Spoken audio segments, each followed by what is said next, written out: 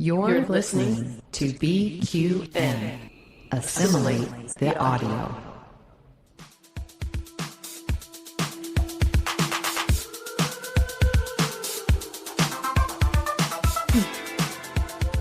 Welcome, listeners, to another episode of All Good Things, a Star Trek Universe podcast here on BQN and the Fandom Podcast Network. I'm your host, Kristin, and today with me is Kelvin. Patreon patrons, remember you can now watch All Good Things if you prefer consuming our show visually as an extended edit of this very episode, which means you can probably hear my cat scratching on the scratching pole in the distance. Ma'am, may I help you? Kelvin, how are you, my love? I'm very well, love. Yeah, you could probably see cats scratching on scratch poles and all sorts if people were to tune in on Patreon, because you get to see us as well as hear things that we normally edit out. Yes, I love the imperfections. That's what makes life interesting. It does. It does. Well, here I am. I'm not hungover. I was very sensible last night on my first touchings of alcohol in 2026. So I'm very pleased with myself. I was actually, when I went out, we went to just a restaurant for some food, but then went to a bar. I found going into the bar quite overwhelming on the senses. You know, that kind of sensory. It was a bar that plays just show tunes for a start. So it had like music tunes on, loads of people talking, people trying to talk at me, and I just couldn't process it all. It was an assault on the senses. So I had an early night, and I left them all to it, partying. There we go. You know, there is something about when you're not in that state of mind, being in an area where your senses are just encumbered with stimuli, it kind of takes the fun out of things. I'm just not used to it. Yeah. When people, I've been saying, you know, that dreaded question when people say to you very casually, "Oh, what have you been up to?" And it fills you with dread because actually you're like, "I've done nothing. I've done nothing," and it's been beautiful. My January has been so restful, restorative, and I would have easily gone on for another month, quite frankly. I love hearing that because I think you may be one of the only people who had a restful, enjoyable January. Everywhere else, it just seems everyone's plummeting into some level of personal and political and global chaos. Yeah. Maybe we should all just move to Manchester and go to show tune bars. I'm very grateful for my peace that I have in life. And honestly, I don't know if it is not been drinking for 7 weeks or really dialing it in with diet and exercise, but the effect on my mental health has been amazing. I feel really peaceful, like the inner voices have quietened down, and it's just a lovely place to be at the moment. I love this whole journey for you. That is just fabulous. I too I've had a couple libations throughout the month, but I think with being sick and all the stress and knowing that I have to be ready at a moment's notice to react, I've been like, now is not the time to try to deal with this life, hungover. Oh my gosh, no. Yeah, it's like an extended fight or flight mode that you've been in recently. Yeah, it's been a little rough. So hoping February starts to calm down as we move into spring and hold on, where am I going? This way. Look how sunny it is outside. It's just, I'm blinded by it. I can't. And today is, for those of you who celebrate today, it is the day of the superb owl, also known as the Super Bowl. And for those who don't know, we have a ritual in our home where, as long as the Seahawks are still in contention for the Lombardi Trophy, our Christmas tree stays up. Oh, wow. And they are in the Super Bowl this afternoon. So on this day, February 9th or 8th, my Christmas tree's still up. Wow. That's an interesting statistic. The more traditional superstition around Christmas trees is if you don't take it down by the Epiphany, which is 12th night of Christmas, the coming of the wise men. Yeah. You have to keep it up until Easter. Justin wouldn't hate that. James sees that as an extension of anything Christmassy. He's very superstitious. So if he forgets to pack away just even the smallest of Christmas ornaments, and I'll say like, oh, what about that? And it's after the Epiphany, he will be destroyed because he'll think he's got really bad luck. Interesting. This started for us in 2013 when we set up the tree. And from the day we set up the tree right through to them winning the Super Bowl, the Seahawks didn't lose another game. And I said, okay, this is our new thing then. We do not take the tree down. And so it's been this way for 10 years. And can I just check, the Seahawks, is it ice hockey? It is American football. Right. Damn. Yes. I got a sports reference correct there. So yes. yeah, what full season of Heated Rivalry, and I still don't know my sports. Okay, so I have yet to watch Heated Rivalry. But yet it is another Canadian original that I am so stinking proud of now. And apparently the Canadian company that made the little Pride grip tape and hockey tape cannot keep it stocked. Yeah, I think it's actually going to do big things for the game. It really is. I can say as a Canadian and as somebody who grew up in a small town and who married a previous hockey player, he can attest to this too. The culture is quite toxic. Wow. It has become about this weird alpha masculinity. It has become about like complete misogyny. It's gross. So anything that kind of shakes that up, I am here for. So I tip my hat to that, and really, because they're filming season 2 right now. Yeah. So it's a very exciting thing, and I love that it has become another global sensation following up to Schitt's Creek. William, who we know off the Star Trek cruise, posted a picture on the socials today. He was out and he saw Francois Arnaud and took a picture with him. I would just be a gibbering wreck if I bumped into that beautiful man.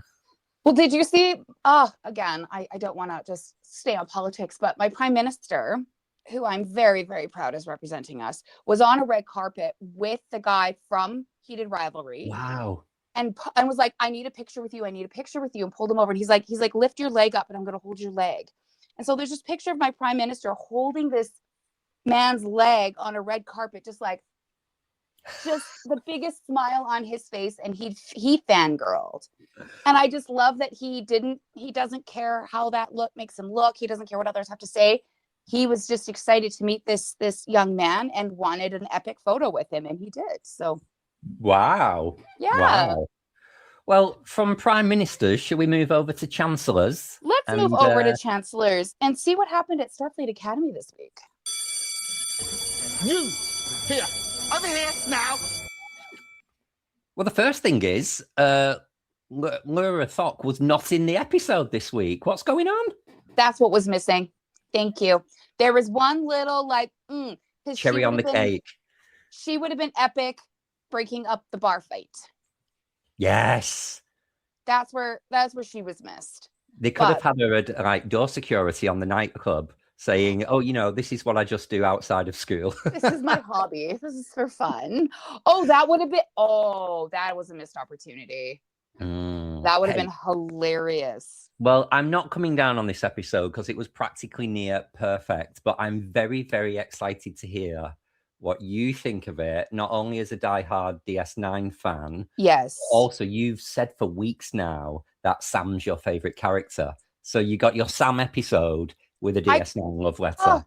What was this? It was for you. The stars just aligned. They just aligned. And I loved it because it wasn't just a surface show episode for Sam. It was Sam embarking on a lot of personal development, and I find very much that it was paralleling a lot what happened to the Doctor in early Voyager when he started to experience things, and you could see him grow organically as an inorganic, which is a unique idea, but as soon as she's like, oh, I'm going to find out what happened to Cisco, I was like, everybody shut up. There's literally no one talking around me. I'm like, it's time. Mama stories are on.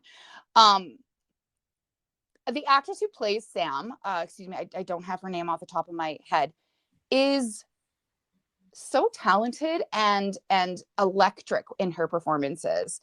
And she's just this innocent, she's got this innocence that is so fun to watch, in a dichotomous way to everyone else's sort of like baggage and trauma that they're bringing into the school. And she's just like, I took a bath today, when they all got pranked. And she just found like this exciting moment out of what everyone else saw as something not great. But yeah, for those of you who didn't know either, and I didn't catch it on the first watch, I thank you to the friends on Reddit. At the very last scene in the clouds, Cisco's face up there, stop it. It was amazing. Yeah, grateful for people who pointed that out online. Yeah, I'm not that. I had to do some digging as well around the whole Avery's voiceover at the end, because people didn't know if it was provided especially for the episode. So it was a piece that he'd previously recorded and wanted it to eat, but he wanted that particular piece to be put into the episode. They had long conversations with him on the phone, and Sirach actually introduced Carice Brooks, Sam, to him, and there's a scene of her on the phone walking around with a cigarette in her other hand, just having a chat with Avery before the episode. No big deal. So. No big deal. Yeah. I mean, she probably shouldn't be smoking, but that's another question. That's another thing, girl. I think the only thing I didn't like is that is it now considered canon that in Jake's lifetime, Cisco didn't return home? I think this is interesting because I know you and I talked about this offline in the week. Yeah. There is things online, what Sirach has said, and the dialogue between him and Sam when she was reading Anselm, he was very vague around when he said, oh, he was there for these moments. So he was hinting that in some way, shape or form, Ben would visit them, whether it was like a prophet's vision or when I first heard it, I just felt, like sometimes people say of a dead relative, you can feel their presence. Yeah.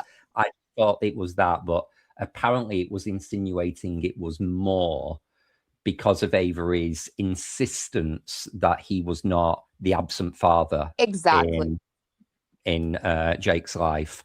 So I think they tried to mitigate it, but I think you're right. I think it can come across as Cisco left them. And if not Jake, because Jake's an adult, then the unborn child with Cassidy. Yeah.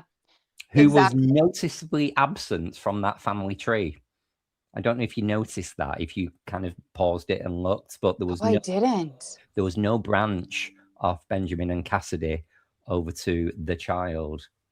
Oh, as working in the disability sector and knowing how many uncertainties there are in the birth process, that has me a little,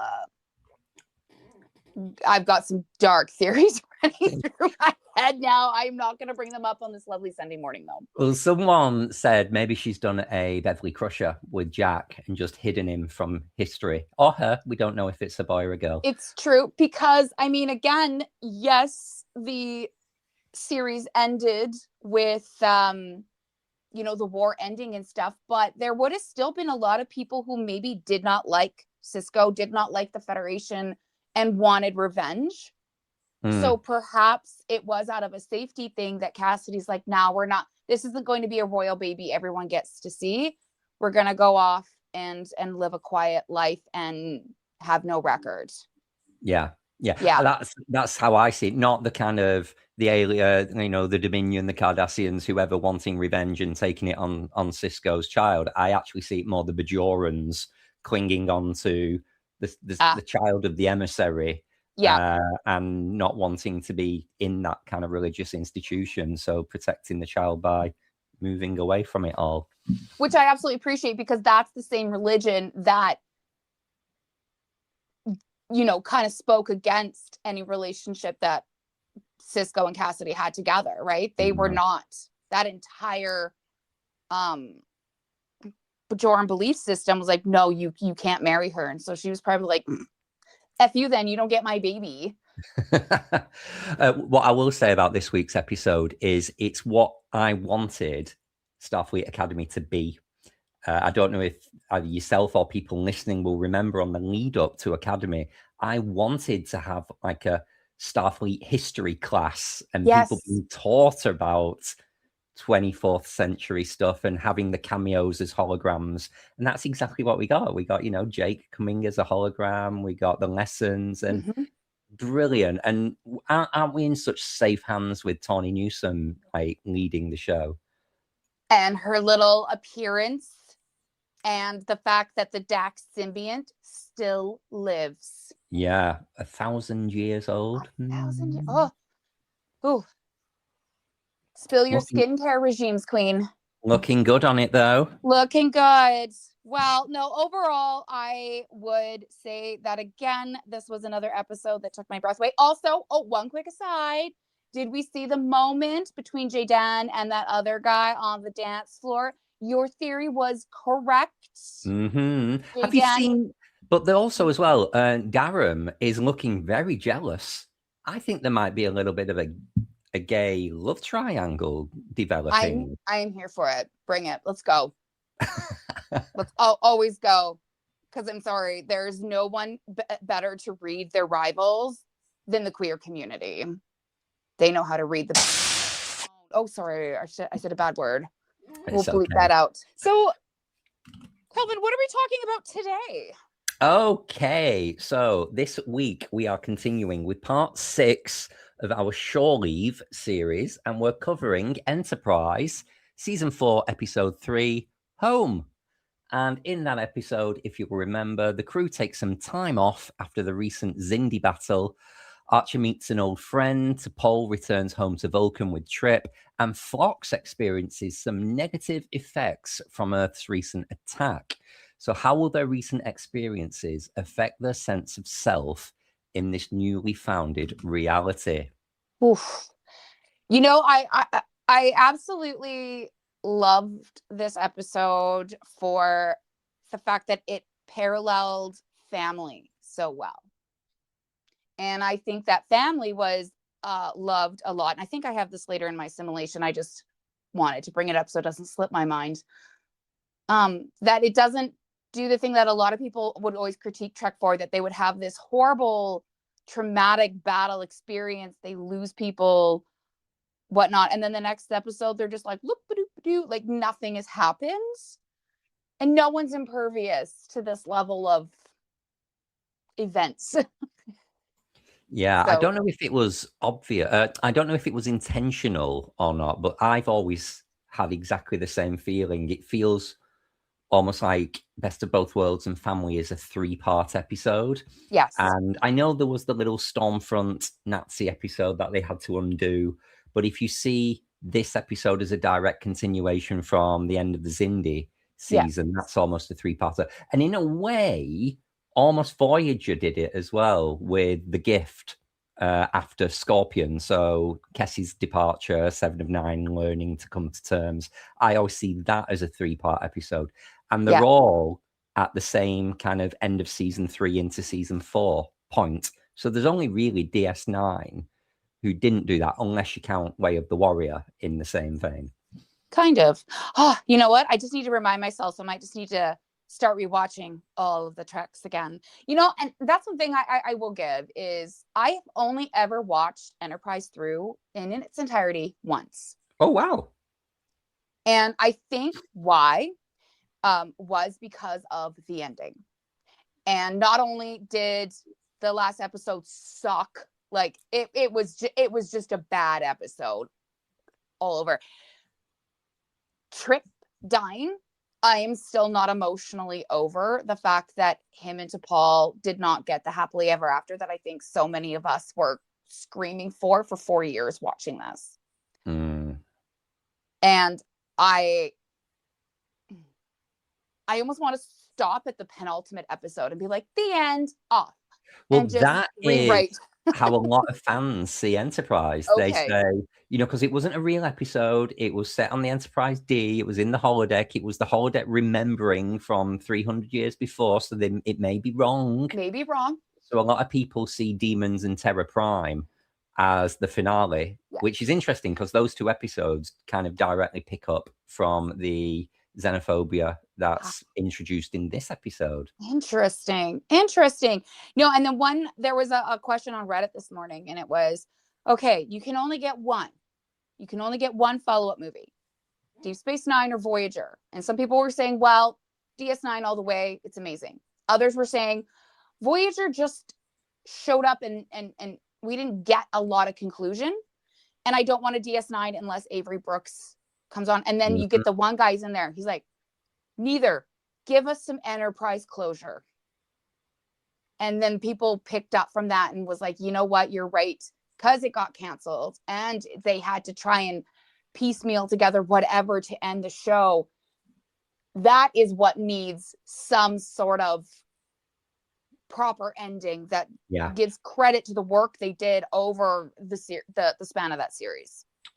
Well, it's Enterprise's 25th anniversary this year. It's a good time to announce something. And I know Mike Sussman has pitched the Star Trek United, which is like the Andor/West Wing version of Star Trek, with President Archer flying around on a ship. So I'm all in for that one. I think I'd prefer that to Star Trek Legacy. I think it'd be more interesting and more unique. Yeah. The fans have a lot of good ideas, and if producers, writers, etc. know what's best, they will be scouring these Reddits and boards and comment sections and seeing what us as the consumer are looking for. Yeah. And just putting it back to Starfleet Academy, when they've done that by giving Tawny Newsome a job and recognizing her talent behind the scenes as well as in front of the camera, look what we are gifted with. A canon accurate, heavy detail homage to old Trek in New Trek, and it has shut the naysayers up. Yes, but the IMDb ratings are still insanely low. They're still all sitting at low 6 out of 10 for ratings. And I was like, you all need to get your heads out of your asses. Because I think what's going to happen here is a very DS9 thing, where in 10, 20, 30 years from now, this show is going to be looked at with favorable eyes. Yeah. And people are going to see it for what it is, not in the current climate that we're in, where, again, the idea of being woke is negative. Well, I'd rather be woke than asleep. And that it really was a well done show. Yeah. But we can't wait 30 years. They need their numbers now so it continues and is seen as successful. Get on with it. I know. It's so funny, too, because after I finished... you watched the last episode that's aired, and then Paramount Plus auto plays whatever else, and I'm always interested because I'll be watching Star Trek 2, and then I'll watch Star Trek 3, and then will Paramount play Star Trek 4 after? No, it played He-Man. I don't understand this algorithm, but anyway, it went straight from Starfleet Academy's last episode to Encounter at Farpoint, and I was like, oh no. And then I'm watching, like, okay. Like, Starfleet Academy is so much better than these first 2 episodes of Next Gen. I'm sorry. It's called evolution. I know. And so I locked Chuck. I'm like, some of this is quite cringy. But it went on for 7 seasons. Anyway, I digress. That's what we do on this show. There's a lot of digress. This was a very interesting episode because when we were talking about it offline, and the X word was passed around, xenophobia. And when you come from a really strong sociologically influenced education, which I do, xenophobia is quite an interesting topic because it ties in so closely with what is also called ethnocentrism. Oh. And ethnocentrism is the idea that your way of doing life is the only option. Everybody else is wrong. And what that can cause as well is a lot of these xenophobic fears. But how does one get to a point where they are so afraid of the other, whether be that just different age groups, different sex, gender, sexual orientation, color, religion, whatever, people will pick everything to other their neighbor. And looking at the crew of the Enterprise, Earth itself and Vulcans have all experienced unimaginable tragic events. What did they say? How many people were killed on Earth? How many millions? Oh, in the initial attack, there was several thousand. Yeah, exactly. So, I mean, all of that is going to cause trauma to all people that have experienced it. It was interesting too that the Vulcans showed a level of emotional reaction as well when their crew wasn't rescued, and how they dealt with that. Even if you go back to the old adage, the needs of the many outweigh the needs of the few, they were the few. And so usually Vulcans would have seen that as a calculated loss, but not in this situation. Yeah. And just so to, you have to fact check, sorry, I quickly Googled, it was 7 million. Okay, so that's even worse, right? So no one's going to walk away from that without a changed role within society. So I'm going to geek out a little bit here with some sociological theory. Love it. Hope nobody finds this boring. This is how I watch every Trek. Is this crap goes through my head every time I watch a Star Trek episode. So give it to us. All right. So Emil Durkheim, born in 1858, passed in 1917, was our sociological daddy. So his most prominent theory was that of functionalism. So he saw society as essentially a machine, and everybody plays a function in it, and how we interpret and best are able to absorb and work within society was within our groups, within our set role, within our set space. And that's how society functions. He even talks about like the functionality of criminals, because what their function is to allow others to find cohesion.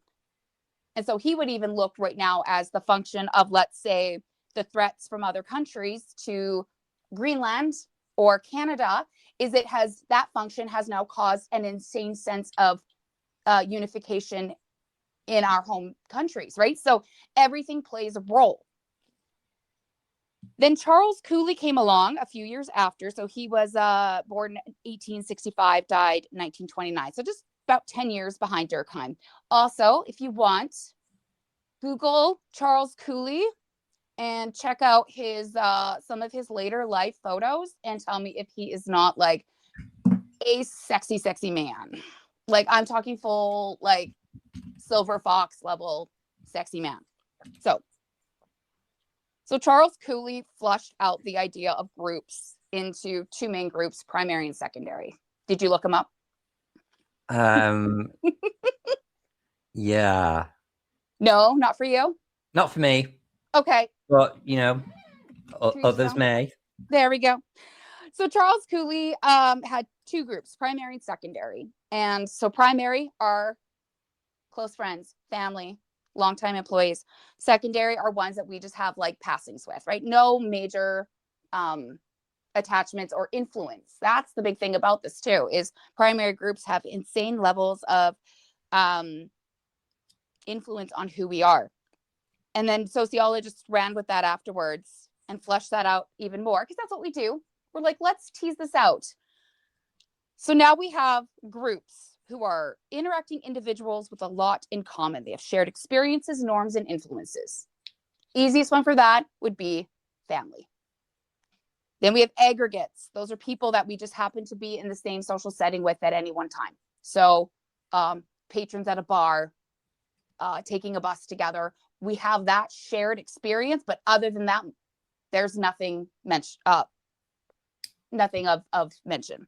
And then the last one are just categories. And these are pretty much just ways of saying those are white men, those are Black women, those are old people, right? So it's just our way of categorizing based on tangible and measurable demographics, but they have no shared experiences. So from this brings us to Michael Foucault, died the year I was born, actually, which is kind of sad. But anyway, he saw the othering. So we're going back now.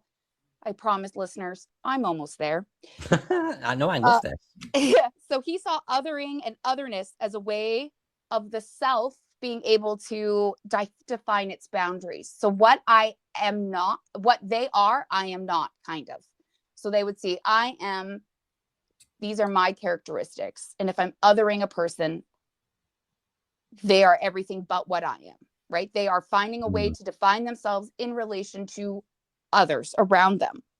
So that's a bit like you other yourself. And funny you bring that, because that's actually, I'm bringing that up here.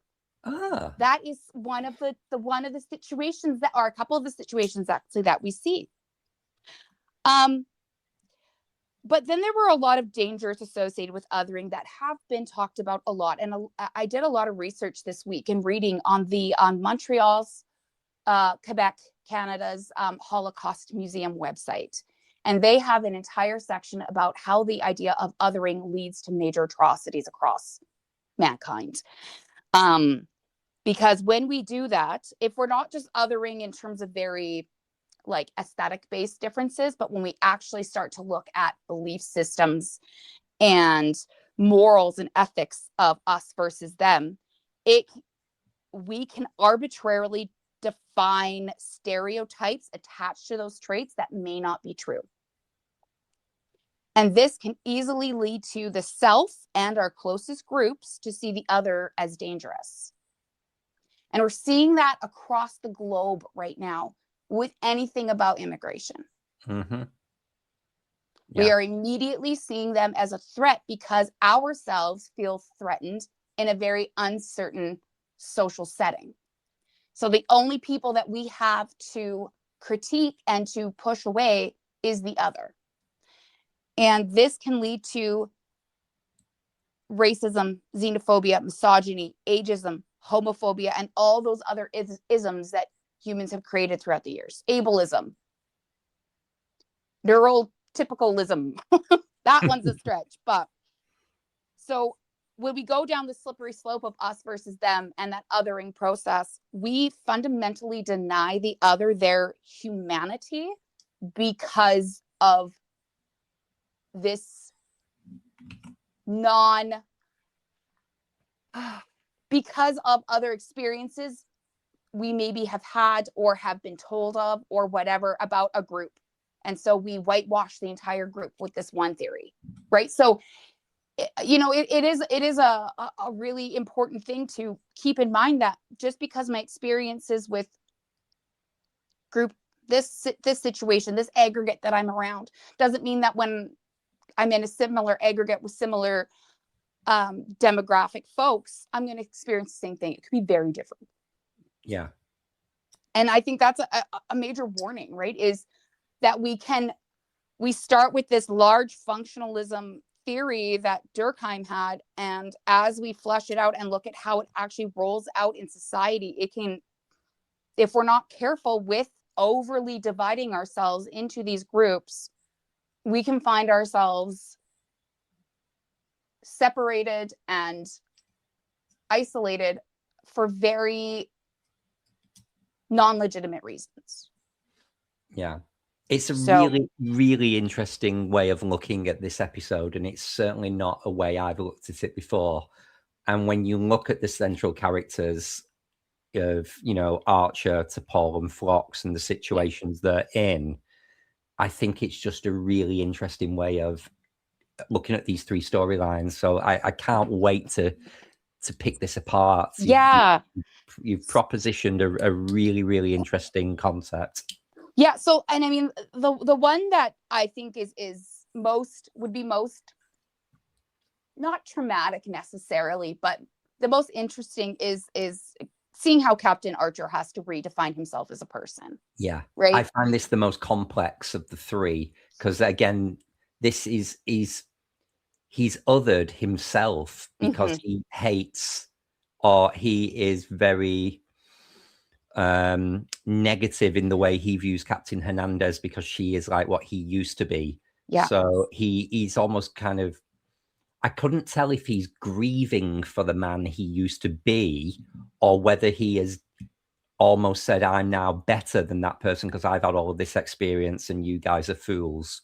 So I don't understand the motivation, but I get the trauma of the situation that he finds himself in.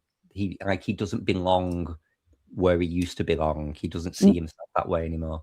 No, he doesn't. And going back to what Cooley talked about with the different primary and secondary groups, he also discussed how we define ourselves by the social interactions with other groups and aggregates around us. So we further define who we are by the ideas and beliefs we think others have about us.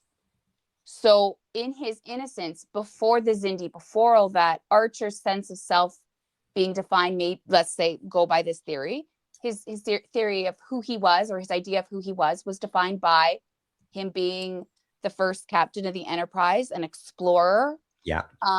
He had some fame, but it was, it was what it was. It wasn't anything crazy. And it was about his interactions with his crew.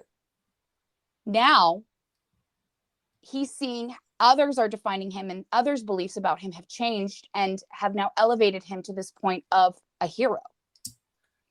And him trying to find or deal with that new sense of self, like how does one change that view of who you are if others are seeing you as a hero, if you do not see yourself as a hero?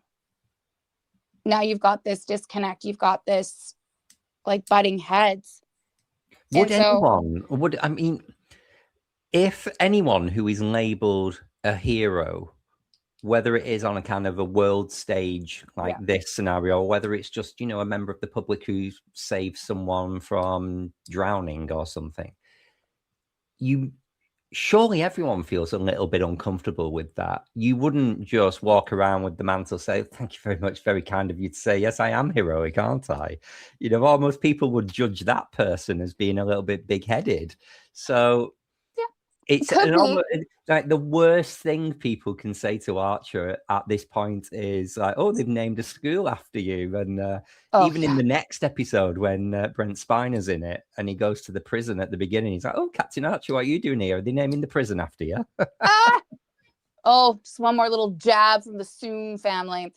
I think, too, the difference is for those who maybe do a heroic act and, rise to the occasion, and the outcome is good and they're happy with how things turned out, maybe it is easier to accept this change of how others are seeing you and changing yourself to as per that. But I think the problem here is that Archer did not see this battle and this outcome necessarily as a success, because he lost so many friends, so many people. The Vulcans were not able to be saved. All those people on Earth died. So I think for him coming out of that, he's like, we barely scraped our way out of this. And yeah, it turned out in our favor, but it was close to not being in our favor. I think he also recognizes the personal loss. He sees the fact that he is a changed man. Yeah. And I think he really resents all of the questionable decisions he made in The Expanse. Yes. That he wouldn't under normal circumstances have done. And the sheer desperation forced him to think it was acceptable for the greater good to let certain people die, to steal the warp coil from those people and leave them stranded. And I think he genuinely dislikes the man he's become. And now he's saying, why are you all thinking he's a hero when I actually think he's terrible? Yeah. So I think that the man he's become after this is not who he wanted to become. I would say that the issue we're seeing with him and his struggle in this episode with defining his new reality and his new sense of self moving forward is he misses his old self. He misses who he used to be. And he's now needing to come to terms with that person is gone. And how do you move on, right? That's the big thing. So I always wonder, like, what it must be like to feel like an other from your previous self. Oh, I mean, have you ever had anything where I have. Yeah. I'm quite a retrospective. I do reflect a lot on who I am now, who I used to be, who I want to be in the future. And even just something as contemporary as what's going on at the moment, coming off dry January. So knowing I had friends visiting this weekend, and no offense to him, but my friend, he's a big drinker. I was genuinely afraid of what is going to happen this weekend, because I've been in such a good place mentally for the last month since Christmas. Things are going right in my life. I'm happy. Even James has said he's seen a change in my behavior. Oh. I was genuinely afraid of slipping back into that old character of, feeling a bit ropey at weekends, going out, getting drunk. And I said, well, why am I going out? Why don't I just go out and not drink? Plenty of people do it. Could I be a non-drinker? Could I transition into a new state of being? So I was having these conversations with myself about this rather minor change in my patterns, which has given me a new outlook on life. So I felt like that was the old me and the new me. Now, for full disclosure, I did have half a bottle of wine and 4 margaritas last night. But it was a genuine concern that I've had of, I don't want to give up. I'm proud of the 7 weeks I had dry. That's a big accomplishment. That is a huge accomplishment, because anybody who deals with addiction, seeing somebody who can easily just say, I'm just not going to do this for 7 weeks. Addictive personalities wish they could do that so easily, but that's not something everybody can just do. Right. So, yeah. So that's me. How about you? Have you had any of these moments? I definitely have. And my othering of myself, my old self, definitely will also stem from what we'll talk about with T'Pol and being othered in a primary group. But it's definitely who I was before and after deciding to leave the idea of the Big C church and Big C Christianity behind. And I think a lot of that came because I could no longer reconcile my ethics that I had versus the ethics that were being preached as truth. The fundamental difference could not be done. So I did other my old self. And I think I need to be kind to her, because where she came from to where we are now, she didn't know any better. I hope I never have hurt anybody the way I've been hurt by certain people in the church. If I have, I am internally sorry, but it definitely was a time where, I'm still growing as a person, as a human, and trying to get all this stuff worked out, that when you find a primary group like a religious community, it gives you that sense of belonging, and you glean onto it. This is why cults are so successful. Any group, politics, religion, any identity of shared beliefs. I mean, let's get into this second storyline with T'Pol then, because the othering from family. Exactly. It's it's the common thing that many of us have got a story to tell about. It's not as complex as the Archer situation, but I think it's a lot more common. It is, because we have these primary groups, our families, our close friends, that we not only influence them, they influence us. We provide each other sense of support, belonging for the self, but within them as well, there can also always be demands to conform, to stick to a strict code of behavior, morals, codes, and traditions. Sometimes those are good and sometimes they're not. So when we look at Paul before joining Starfleet, or before, joining the crew of the Enterprise, and before the events of this series, was very dedicated to her primary group of her family. She was, and I guess the belief systems of Vulcans in general. Yeah, absolutely. Right? That was how she was defined as a person. And now coming back, and I think just that the complete almost shock of coming home now and being like, this is what I used to live in. This is what I used to call my norm. Now she's like, oh, I don't know if I like any of this. I don't like the idea of Vulcans and humans not being able to come together in a meaningful way, whether that's romantically or professionally. The idea of an arranged marriage, at one time she thought it was her duty, and now she's like, ugh, how do you reconcile that now? It was almost like the other Vulcans in her life, her mom, Koss, all these other people, were othering to Paul now. We're like, you are no longer necessarily part of our primary group because you have changed in these ways, and therefore we don't see the legitimacy of your new belief because it does not align with this. And the amount of othering she took from her loved ones was not only shocking, but yet for her to maintain this sense of duty to her family and her mother by marrying Koss at the end so her mother can get reinstated, who immediately then quits her job and becomes a Cyrenite in about 5 episodes' time, throws it back in her face, naughty to less. I just think it speaks so much about T'Pol and her own ethics that she is willing to do this for people who have basically thrown her away. Yeah, the mom's reactions particularly, right, to Trip coming in and knowing immediately what this means. This isn't just a coworker relationship. And then when she mentions the desire to join Starfleet, the mom was just aghast at that. I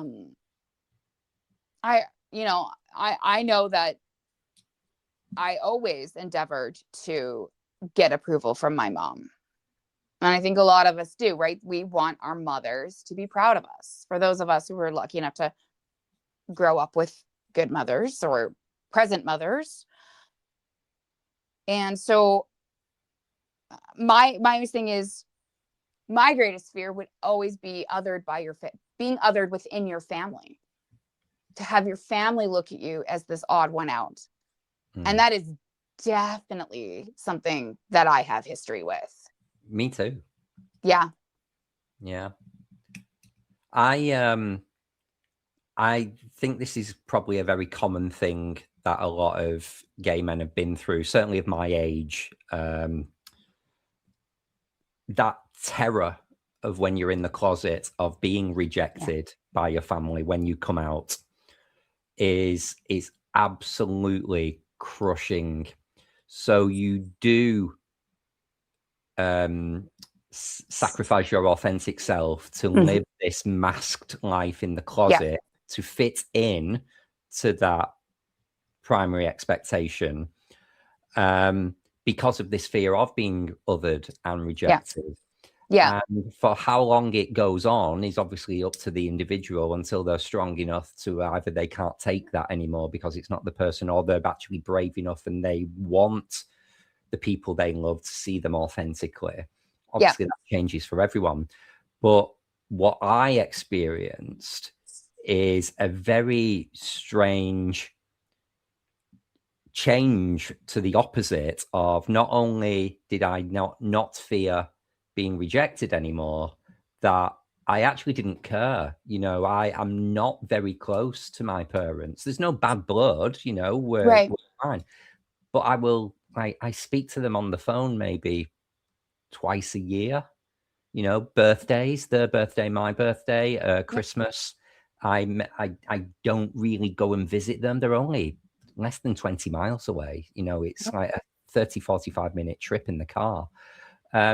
So the fact actually I've ended up with that othering and distance, but actually it's fine. And I'm genuinely really happy. And I don't grieve for a more typical relationship with my family that other people have got. It's just fine. So it's almost like a message.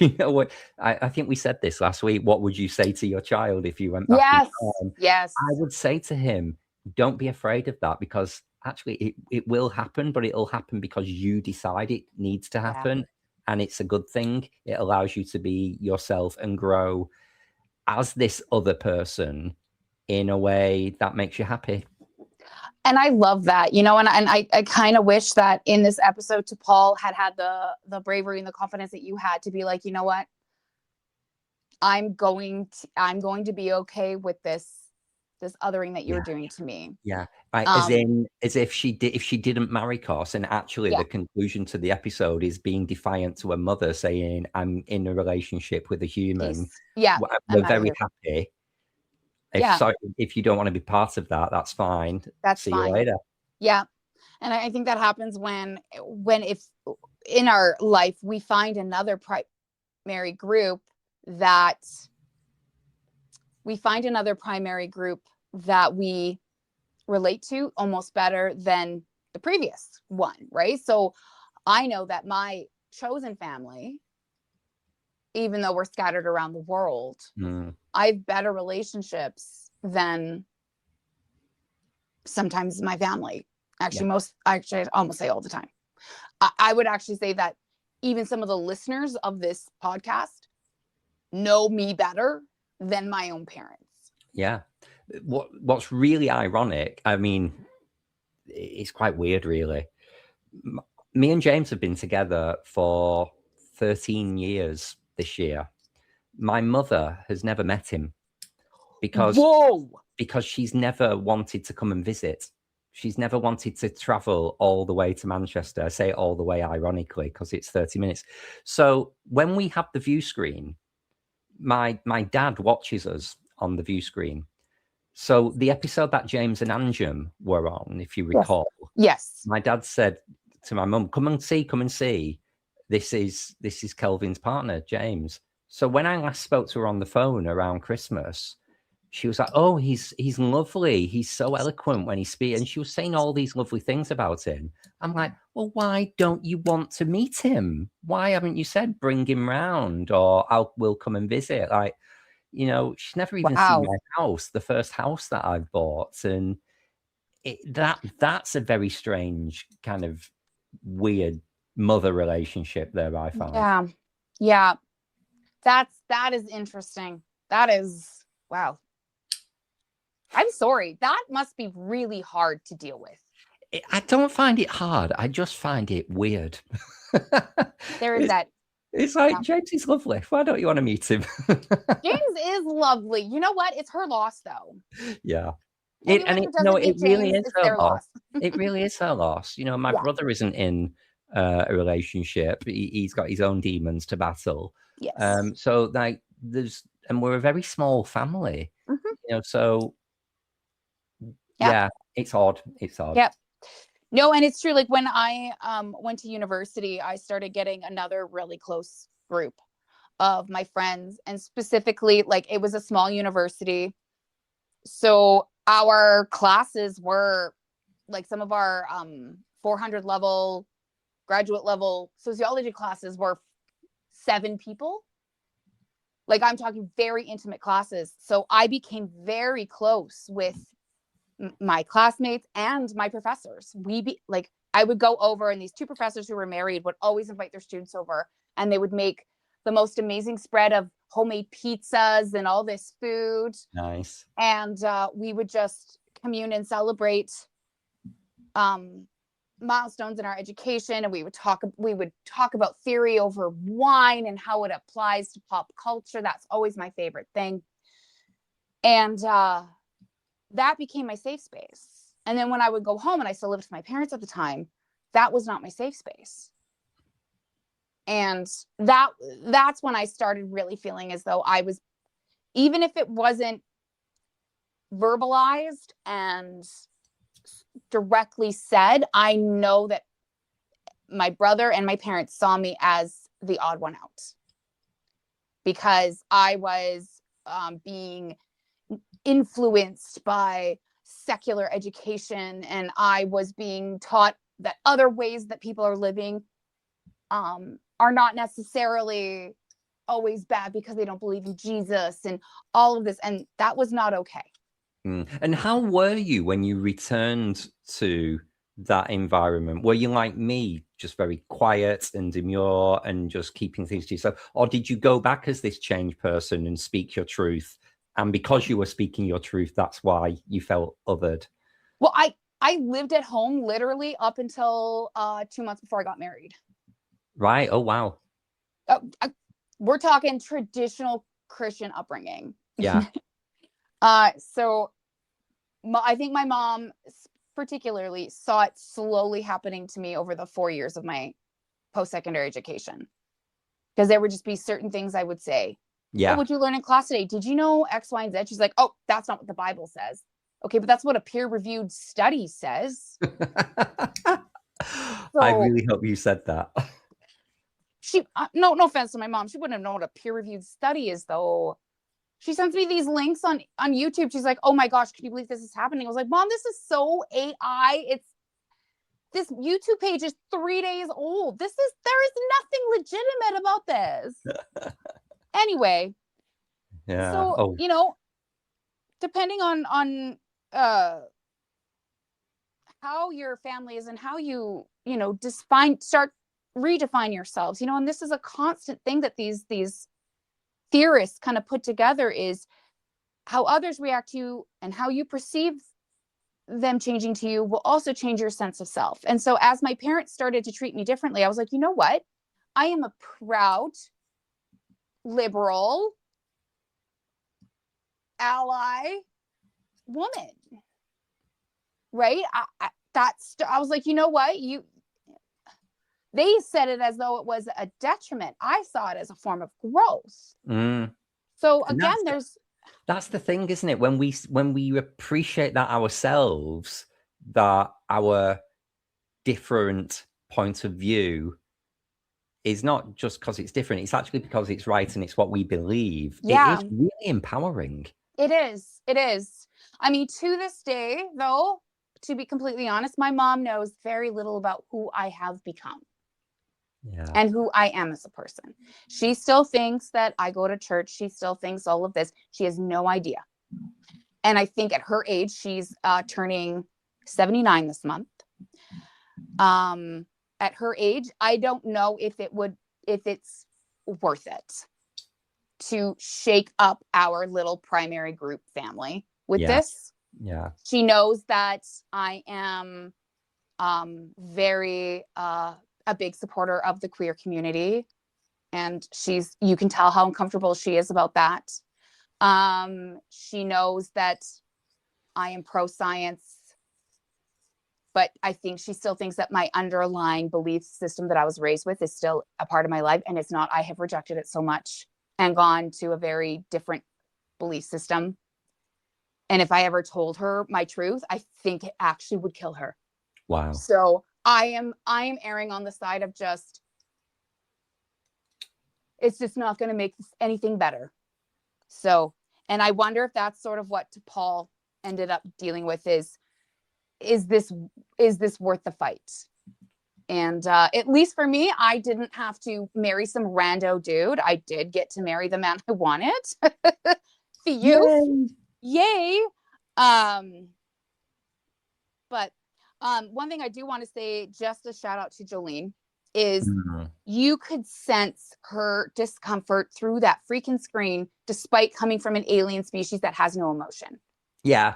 And that's the huge irony with Enterprise, especially not only with T'Pol, but all the Vulcans. Yeah. That they do it so well that it reeks of emotion. And the absolute stink eye that Vulcans in Enterprise have for humans is brilliant, and it's aged so well. Yeah, it's really good. And if you're shouting out to Jolene, I'll shout out to Jolene. Get yourself to Star Trek Las Vegas this year, girl, because it's the big one, and we want you there. Okay, I'm actually going to say something different if anyone from Star Trek is listening. Come to the Canadian Comic-Cons. Yay! Let's spread out the love. Because when it was the 25th anniversary of Next Gen, they did it in Calgary. In 20 whatever, like a long time ago. And it was amazing. And tickets for the whole weekend for the gold, like, captain's chair was $150 a person.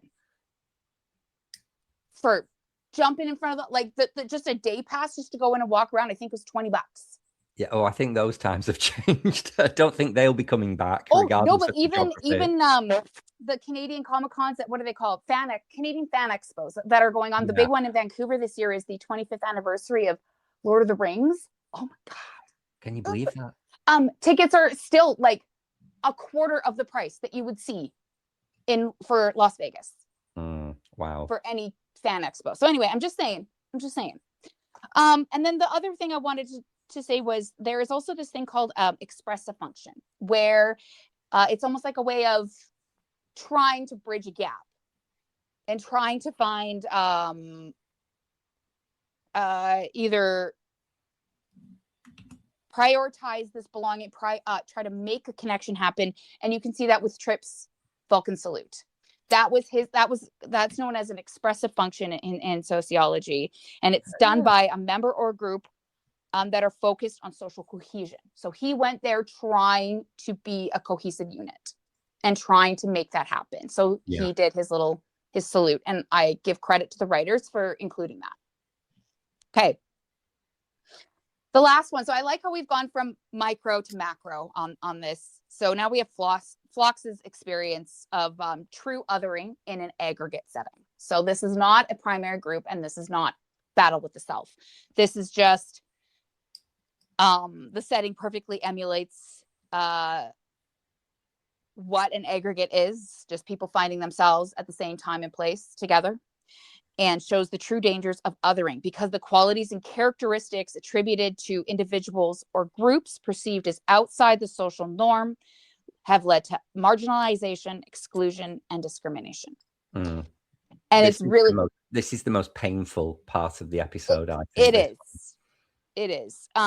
So the individuals, again, they're just in the same physical space, and one group, the humans, have assigned arbitrary characteristics to other groups, which is essentially just any non-humans at this point. They even talk about how the Vulcans aren't going out in public anymore.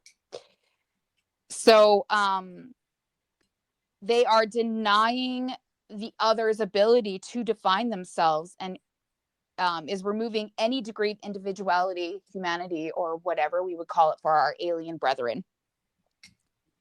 And the danger in this setting was not that Phlox was identified as a different species or not human, but it was the inherent definition of what being different carried.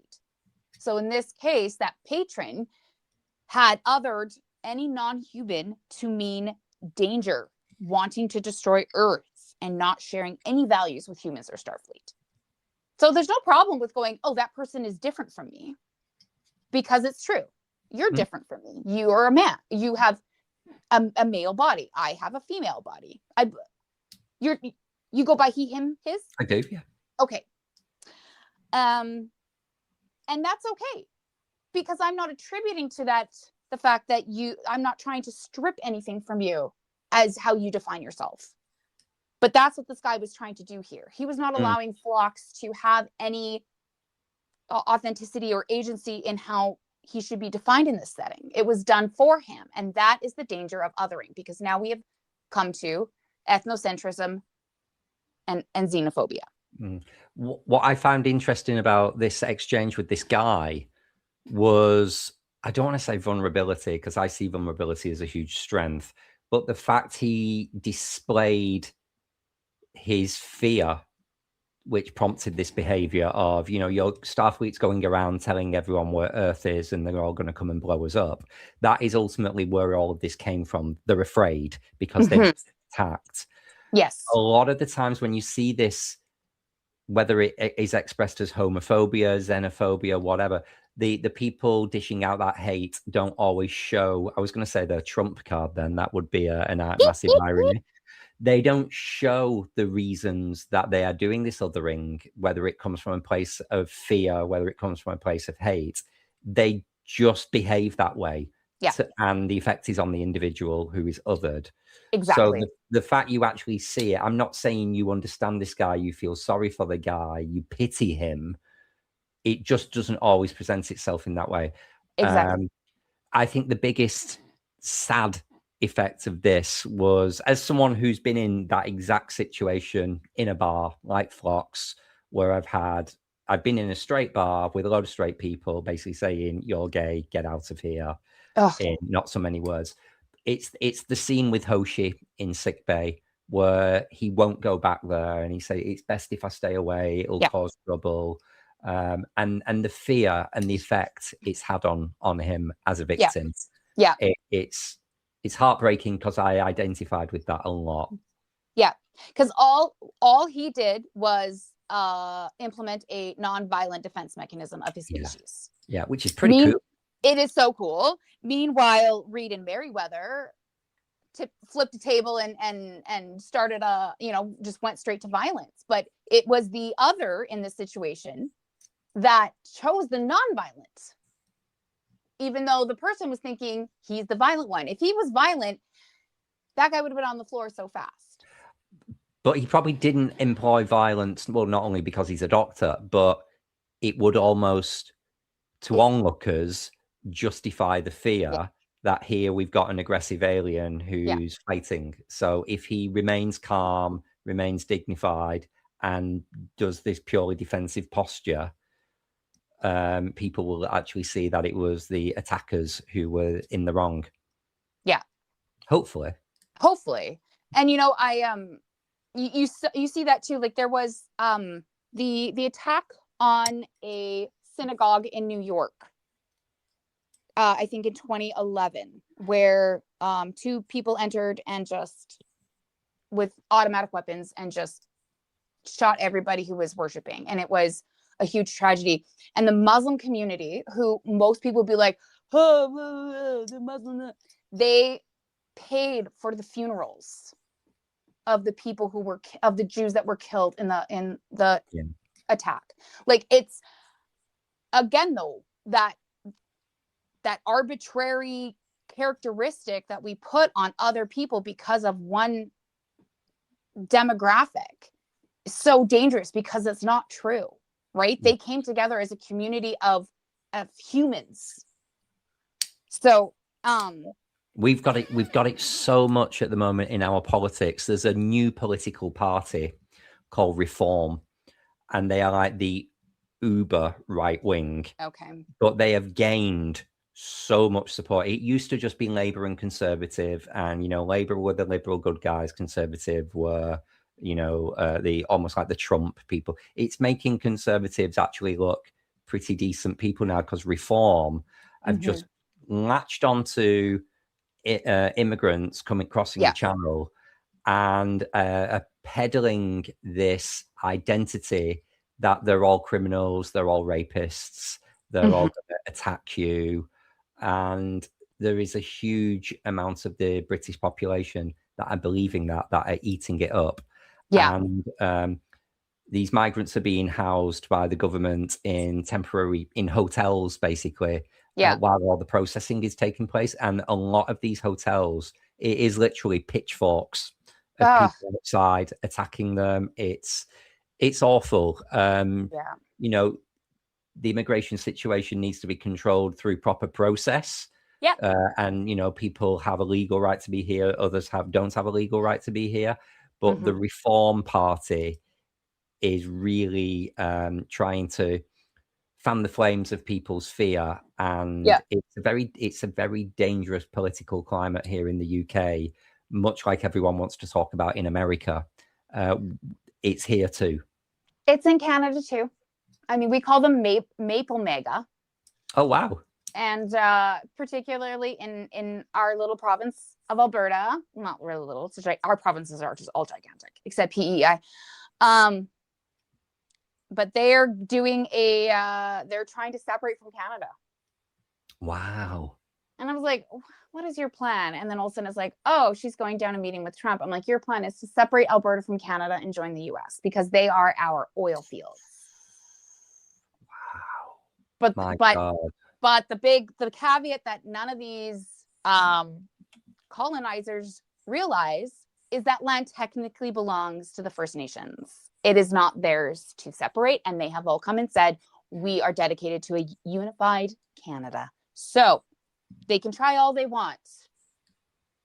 But yes. So going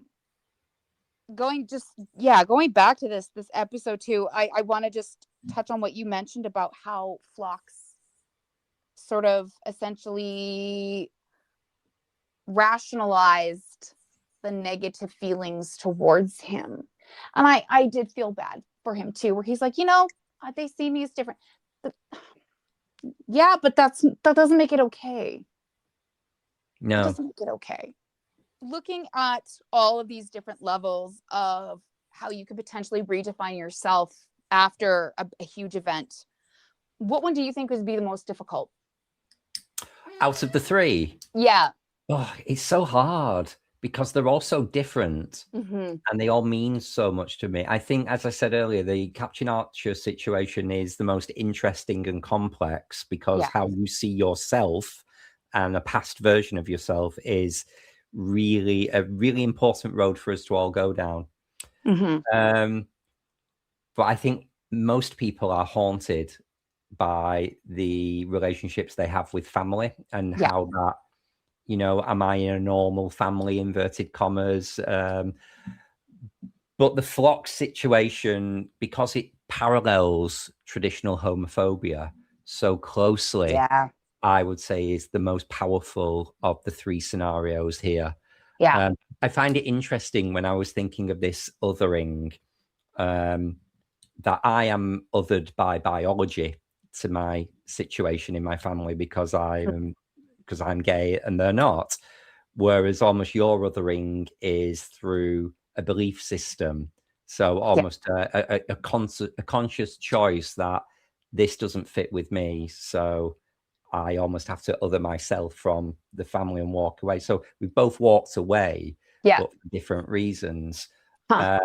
I just find it a very fascinating subject altogether. And this what a great episode that has given us three very different flavors of the same subject. Yeah. What about you? Which is the most powerful for you? Definitely the T'Pol situation.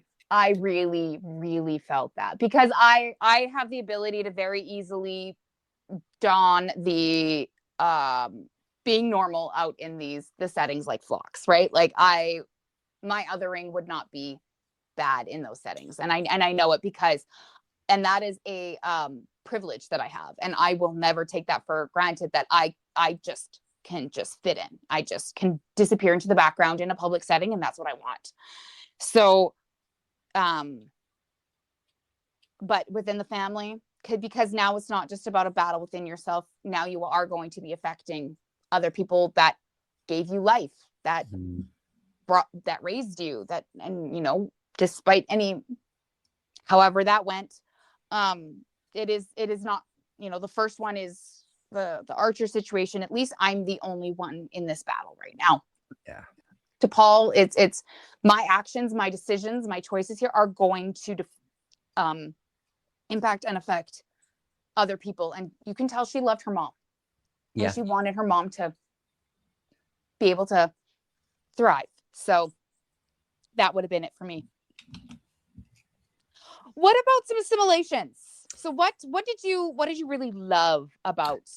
Yeah, I think we're getting to the point now where these that they're not as deep as this conversation that we've had. But my assimilation, this episode made Vulcan look so beautiful. Yes, and I mean it's there in the dialogue with Trip, but you always think of Vulcan as like the symbolic ceremony up on Mount Saleya from Search for Spock, dusty mountains and people banging gongs in front of you. To actually see someone's house where they live, and Paul talk about tourist spots, and And he even Tripp was right when he said, well, you definitely appreciate style. You're such a snazzy dresser. Yes, she is. I think that was a big win for the episode to really explore the beauty in a race of people who you wouldn't think appreciate things of beauty or art or design. So well done to the team who produced the overall look of Vulcan. I loved it. Yeah, agreed. As I mentioned before, I think my biggest assimilation for this was that they showed consequence and follow-up and fallout from previous episodes, which we didn't always get in Trek. And then, of course, I will always love anything with the gay icon of John Billingsley. Oh, clack your fan. We need yes. Cam and Josh's fans. Shouts out to those on the cruise. Did you have any regenerations for this episode? I don't think I do. Do you know, I was watching it this morning and I'm such a huge Scott Bakula fan and Captain Archer fan. But you know how Shatner has this reputation for overacting? Mm-hmm. Sometimes Bakula can just edge into it. And the inquiry scene where he then jumps to the table and starts giving it to Saval, it's a little overplayed by Bakula. So I wouldn't say it's a full-on regeneration, but it was a kind of why didn't the director just say, let's do that again? Maybe play this as a 9, not a 10. Mm-hmm. It took me out of it. But that's the closest I can find. I genuinely love this episode. I think it's really, really, we've had the pew pew. Yeah. This gave us a really important character development for 3 of the main characters all in one episode. Yeah, absolutely. I think my only regeneration is they opened so many boxes that we didn't fully have time to thoroughly dig through everything. Yeah, well, it was an ABC storyline, which was. You rarely get. You only get A. It's a lot. It's a lot. And, with commercials, what is it, a 47-minute runtime? And to explore these theories, these themes, it could have just been about the flock situation and really pulling out that very traditional sense of othering and that xenophobia. And it could have been a full episode just about that. But it also does get picked up later on. So that's great. Let's jump into some trivia because there's actually some really interesting trivia for this episode. So Gary Graham Soval, his wig and a collection of his costumes were sold off in an online auction called It's a Wrap from 2000 that started in 2006.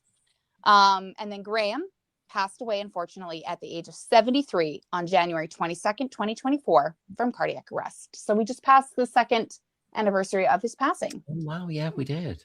Yeah. Archer mentions Captain Jeffries as one of the designers of the NX class starships, and this is a reference to Walter Jeffries, who was one of the designers of the original Starship Enterprise, the 1701 from Star Trek, and after whom the Jeffries tubes in all of Star Trek are named after. I always wondered why it was called a Jeffries tube. Yeah. And now we know. Now we know. This episode marks the first and only time that Phlox puffs up his face like a blowfish. This is a defense mechanism that is instinctive to the denobulins. Why is it so hard to say? I don't know. It was probably very expensive as well, that effect at that time. So a bit like Odo shape-shifting, they could only afford it every now and then. Yeah. Okay, so guest star Joanna Cassidy, who played Telless, mother of T'Pol, also plays Scott Bakula's mother on NCIS New Orleans. I did not know that. I've never watched NCIS, so I wouldn't have seen that, but I love that as a little connecting the dots. Yes. While rock climbing, Captain Hernandez tells Archer that her former high school will be renamed after him and that there are 2 or 3 dozen so named in North America alone.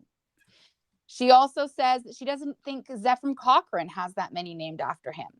As we know in Star Trek First Contact, Jodie LaForge reveals he went to Zefram Cochrane High School. While in Those Old Scientists, some of the crew discuss having gone to a school named after Archer.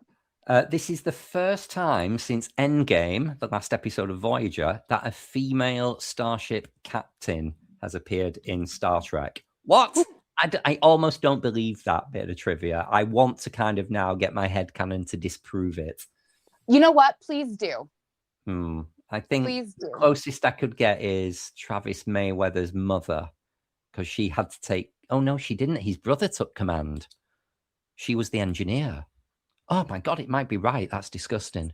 The racist bar patron was played by Joe Crest, who would later go on to play Ted Wheeler in the sensation of Stranger Things, which means now the Stranger Things universe and Star Trek universe are connected. Ooh. Officially. And finally, so in the newly pitched series that we talked about earlier by Mike Sussman, Star Trek United, Sussman has been on many podcasts recently dropping hints, and he said that Archer has a grown-up child whose mother was Captain Hernandez. Now, Hernandez and Archer were never together in a relationship. It was a pregnancy that she kept, but it's insinuated in terms of the timing that child would have been conceived during this episode. So on the what happened on the mountain didn't stay on the mountain. No, it didn't. It didn't. And but what a bombing story! Like, I was conceived on the side of a mountain. Not everybody can say that. Not everybody can say that. Okay, hard question then. Who has done it better in the series thus far? So we have Lower Decks, Wage Do, the original series, of course, Shoreleave, Enterprise, 2 Days and 2 Nights, DS9, Let He Who Is Without Sin, and TNG's Captain's Holiday. I think of course, today. And today. So I think I'm going to be quick with this and kind of like rip the plaster off and just not really explore it too much. I think this episode gave us a lot to consider that isn't really all about Shoreleave, even though the story is about people going home, which is really interesting. But I think the best one for me, where I am at this moment in time, I'm going to go for Captain's Holiday. I love a bit of Picard on Risa. I love that it gave us Risa. It introduced the concept. Well, it didn't introduce the concept of going on Shoreleave. The original series did. But it stuck in that kind of concept of Risa and what it's given the franchise. So that's where I'm landing. I'm going TNG. Right. What about yourself? Hey, I'm going to go with Let He Who's Without Sin, simply because it is about a protest against like a Puritan lifestyle. And I'm all about get out of here. Yeah. Get out. Don't impose your morality on me. If that's how you want to live, fine. But go away. And we get a lot of toxic masculinity. Worf in that episode too. Just sometimes like Worf, I'm rooting for you, buds. I'm trying to root for you, but then you do this, and then you don't father your son at all. It's a little frustrating. A little frustrating at times. Mine used to be Captain's Holiday. But unfortunately, after reading Making It So, oh yes, I can't watch this without knowing what happens IRL. And for me, I'm just it takes me out of the fantasy. Because otherwise, I'm totally the one by the pool with like Dante's Inferno or Homer's Odyssey. Just like I love it, and I love the whole like Indiana Jones-esque treasure hunt, but why did that have to happen in real life? If you know, you know. Anyway. What's happening on BQN, you ask? We're not just a network. We're a universe of exploration, entertainment, and deep dives into the topics you love. Here's your star map to the sonic adventures awaiting you. Let's chart the Star Trek cosmos with all good things. Embark on a comprehensive journey through the entire Star Trek universe with the insightful crew of Amy, Christos, Kelvin, and Kristin. From classic to current, they cover it all. Galaxy class, engage! Steven and Stefan pilots this Alpha Quadrant mission, meticulously covering all aspects of Star Trek: The Next Generation. Infinite diversity. Stay current with the newest Star Trek frontiers alongside Chrissy and Thad. Union Federation. Whether your allegiance lies with Starfleet or the Planetary Union, Kyle, Kevin, Amy, and Haley offer a unified front, discussing both current Star Trek and the truly Trek at heart, the Orville. Crack open that book with Peter and the Trek Book Club podcast. Delve into a rich tapestry of Star Trek's beta canon. What's the tea, Bev? Christo spills the latest Trek news and fandom insights with an essential LGBTQIA+ perspective, complete with engaging guest interviews. Our visual voyages that you can find on YouTube as well as podcasts are Trek Masters. Think you're a Starfleet Academy graduate?